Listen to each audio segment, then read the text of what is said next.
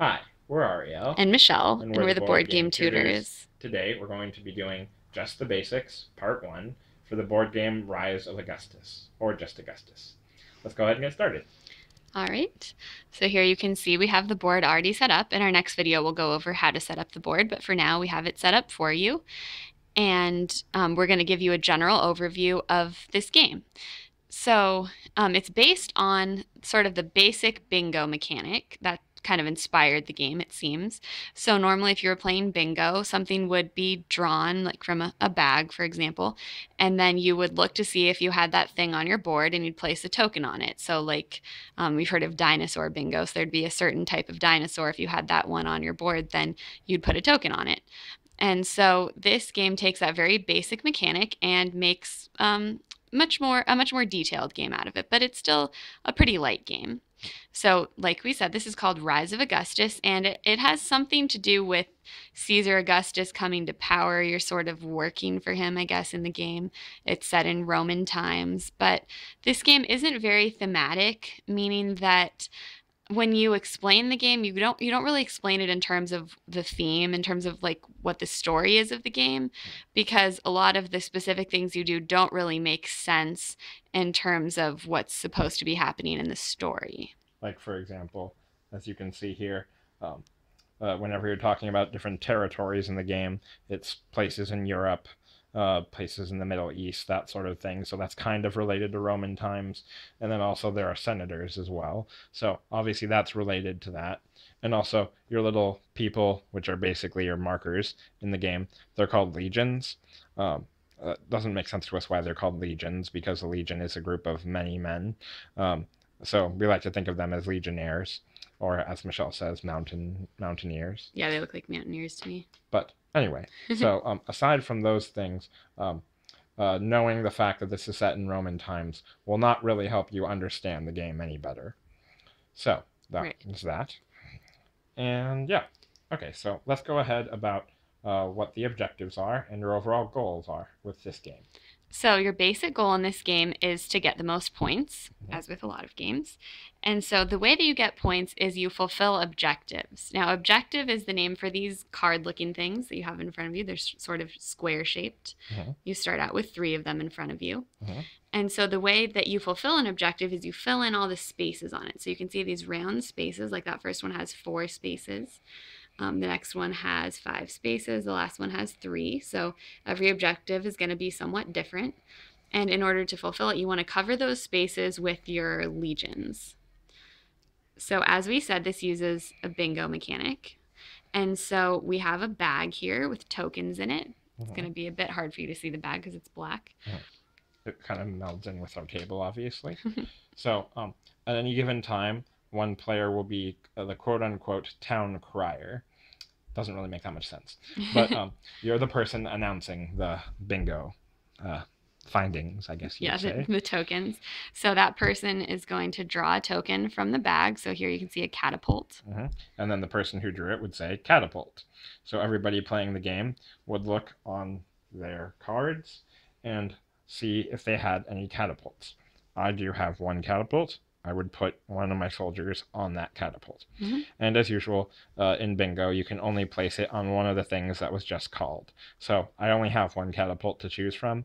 Obviously, Michelle would look at her area as well and do the same thing for herself. Yeah, and I have multiple catapults, but I'd only be able to place one. So maybe I would place it right here. Okay, so that's how the game will work. One person will continue drawing.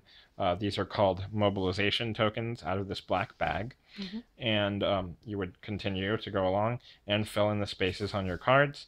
And yeah, so you would complete objectives. And so when you complete an objective, usually, but not always, they have victory points in the bottom right-hand corner of this objective. These are how you accumulate points in the game to get the most points at the end of the game. So this one has 3. This one has 3, yes, exactly. And then also up here, we're not going to go that much in depth in this right now, but these reward tokens up here, this whole row and that whole row, they are extra bonus point tokens that you can use to get more victory point tokens by the end of the game. So that is that. And the game ends when someone has fulfilled 7 objectives.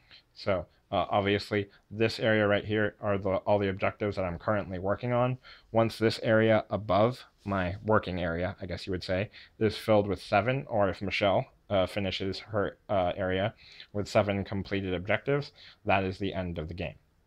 Mm-hmm. So when you fulfill an objective, when you place your last piece on the last space there, then you would say Ave Caesar, like instead of saying bingo. And then the person who's currently the town crier would stop, and it would pass to the next person who would be town crier next.